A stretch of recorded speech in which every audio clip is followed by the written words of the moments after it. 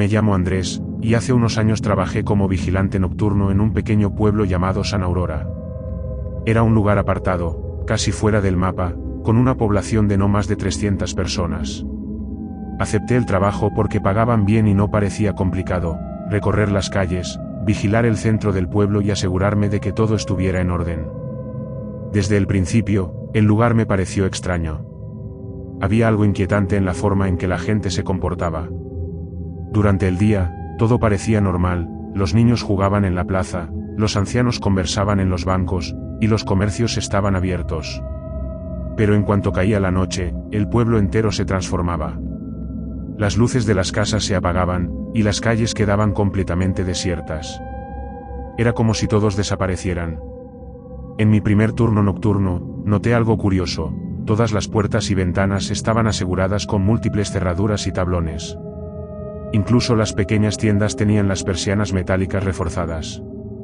Al preguntar a uno de los pocos habitantes con los que llegué a hablar, me dio una respuesta evasiva: es mejor no estar afuera de noche. Pensé que simplemente eran supersticiosos. Esa primera noche transcurrió tranquila, aunque no podía sacarme de la cabeza lo vacío que se sentía todo. El único sonido que me acompañaba era el eco de mis pasos sobre las calles adoquinadas. Pero en la segunda noche, las cosas empezaron a ponerse raras. Estaba recorriendo el parque central cuando escuché algo que me puso los pelos de punta: un susurro bajo, casi imperceptible, proveniente de un callejón cercano. Me acerqué, pensando que podría ser algún animal o quizás alguien en problemas. Cuando apunté mi linterna, el callejón estaba vacío. Pero entonces, un destello de movimiento en el extremo opuesto captó mi atención. Parecía una figura que desapareció detrás de una esquina. ¿Hola? ¿Hay alguien ahí? Mi voz resonó, pero no hubo respuesta. Decidí no perseguirla. No tenía sentido adentrarme solo en un lugar extraño por algo que quizás solo era mi imaginación. La tercera noche fue cuando las cosas realmente se descontrolaron. A las 2 de la madrugada, mientras patrullaba cerca del límite del pueblo, vi algo que no puedo explicar. Había un grupo de personas, quizás una docena, de pie en medio de un campo. Estaban inmóviles, mirando hacia el bosque. Me acerqué un poco más, intentando ver qué hacían, pero no reaccionaron a mi presencia. Parecía que no respiraban, ni parpadeaban. Mi linterna parpadeó un par de veces, y cuando volvió a iluminar correctamente, todos habían girado la cabeza hacia mí al mismo tiempo. Fue un movimiento sincronizado, antinatural. Me quedé congelado, incapaz de moverme, mientras sus rostros inexpresivos se clavaban en mí. Uno de ellos, una mujer con cabello largo y oscuro, dio un paso adelante. Su voz sonó clara y fría. No deberías estar aquí. Corrí. No sé cómo llegué de vuelta a la caseta de vigilancia, pero cerré la puerta con llave y me quedé allí hasta el amanecer. Cuando intenté contarle a alguien lo que había visto, la gente del pueblo solo me miró en silencio. Nadie preguntó detalles, nadie pareció sorprendido. Uno de los ancianos simplemente dijo: los nuevos no duran mucho aquí. La noche siguiente, pensé en renunciar. Pero el orgullo pudo más. No iba a dejar que un grupo de raros me espantara. Esa noche, llevé conmigo una linterna más potente y un cuchillo por si acaso. Cerca de las 3 de la madrugada, mientras pasaba por la plaza central, vi a un niño parado en el centro, descalzo y mirando hacia el suelo. Era extraño, porque todos en el pueblo evitaban salir de noche. Me acerqué con cuidado. «Oye, ¿estás bien? ¿Dónde están tus padres?» Cuando levantó la cabeza, sentí que el estómago se me hundía. Sus ojos estaban completamente negros, y su piel era pálida como el papel. Sonrió, y un susurro bajo llenó el aire, aunque su boca no se movió. «¿Nos has visto? Ahora no puedes irte». De pronto, sentí un frío que no era natural. El aire parecía pesado, como si algo invisible estuviera rodeándome. Retrocedí lentamente, pero al girarme, las calles estaban llenas de figuras inmóviles, como las del campo la otra noche. Estaban en silencio, todos mirándome. No sé cómo escapé. Corrí sin parar hasta llegar a mi auto, que tenía estacionado en las afueras del pueblo. Nunca volví a San Aurora, y ni siquiera recogí mi paga. Un par de semanas después, intenté buscar información sobre el lugar, pero era como si no existiera. Ni registros, ni mapas, nada. Era como si el pueblo nunca hubiera estado allí. Todavía tengo pesadillas con esos ojos negros y esas palabras, ahora no puedes irte. Y cada vez que camino por una calle desierta por la noche, tengo la sensación de que alguien, en algún lugar, me está observando. Soy guardabosques en un parque nacional remoto, y quiero contar algo que todavía no puedo explicar. No suelo hablar de esto, porque cada vez que lo hago, me siento como si estuviera invocando algo que no quiero enfrentar de nuevo. Esto ocurrió hace unos años, durante un turno nocturno que jamás olvidaré. Era invierno, y el parque estaba completamente desierto. Solo los animales y el viento se movían entre los árboles. Mi trabajo esa noche era patrullar la zona este, conocida por ser la más densa y solitaria. Las historias sobre el lugar abundaban, desapariciones, ruidos extraños, luces inexplicables. Pero yo nunca había creído en esas cosas. Hasta esa noche. Todo empezó de manera rutinaria. Revisé los senderos, asegurándome de que no hubiera ramas caídas ni señales de actividad humana indebida. Hacía un frío que calaba los huesos, y la única compañía era el crujir de mis botas sobre la nieve. Pero cerca de las 2:30 de la madrugada, algo cambió. El bosque, que siempre tiene algún sonido, incluso en invierno, se quedó en un silencio absoluto. Ni los árboles se movían con el viento. Era como si todo estuviera conteniendo la respiración.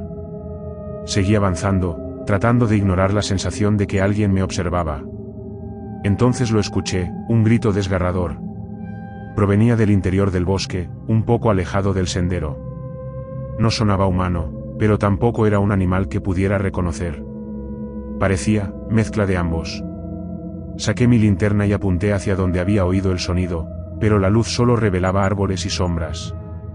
Contra mi mejor juicio, decidí investigar. Seguí el rastro del grito, que ahora se había convertido en un gemido bajo, casi como un llanto. Cada paso que daba hacía que mi pecho se apretara más, como si el aire se estuviera volviendo más denso. Finalmente, llegué a un claro que no recordaba haber visto antes. Y ahí estaba, una cabaña vieja, medio oculta por la nieve y la maleza, como si hubiera sido tragada por el bosque. No debería haber entrado, lo sé. Pero algo me empujó a hacerlo. La puerta estaba entreabierta, y un olor extraño emanaba de dentro, como madera podrida mezclada con algo metálico. Cuando crucé el umbral, mi linterna iluminó una habitación vacía, excepto por un par de sillas rotas y lo que parecía un diario en el suelo. Lo recogí, y mientras lo abría, oí el ruido de pasos detrás de mí. Giré de inmediato, apuntando la linterna, pero no había nadie. Solo el bosque, oscuro e inmóvil. Cerré la puerta con un golpe seco y volví al diario. Las páginas estaban llenas de garabatos, frases incoherentes y dibujos de figuras humanas rodeadas por sombras. Pero en la última página había una frase que me heló la sangre. Si estás aquí, ya te ha visto. No la mires directamente. En ese momento, el aire se volvió aún más pesado, como si algo invisible estuviera llenando el espacio. Escuché un crujido, y cuando levanté la vista, lo vi, una figura alta y delgada, parada en el rincón más oscuro de la cabaña. No pude distinguir su rostro, pero sabía que me estaba mirando. Sentí su mirada, ardiente y helada al mismo tiempo, perforando mi mente. Recordé la advertencia del diario y cerré los ojos, temblando. Pero entonces, algo comenzó a susurrar. No puedo repetir exactamente lo que decía, pero eran palabras que se sentían, equivocadas. Como si fueran un eco de algo antiguo y maligno. Sentí su presencia acercarse, tan cerca que podía oler su aliento fétido. Mis manos se apretaron contra el diario mientras trataba de no gritar. No sé cómo reuní el coraje, pero me lancé hacia la puerta sin abrir los ojos y corrí. No sabía hacia dónde iba, solo quería salir de allí. Los susurros me seguían, y los pasos resonaban detrás de mí. Era como si el bosque entero estuviera vivo, tratando de atraparme. Finalmente, tropecé con algo y caí al suelo. Abrí los ojos, y para mi sorpresa, estaba de vuelta en el sendero principal. La cabaña había desaparecido. No terminé mi turno esa noche. Volví corriendo a la estación y renuncié al día siguiente. Desde entonces, he evitado hablar del tema, pero a veces sueño con ese susurro, con esa figura en la esquina.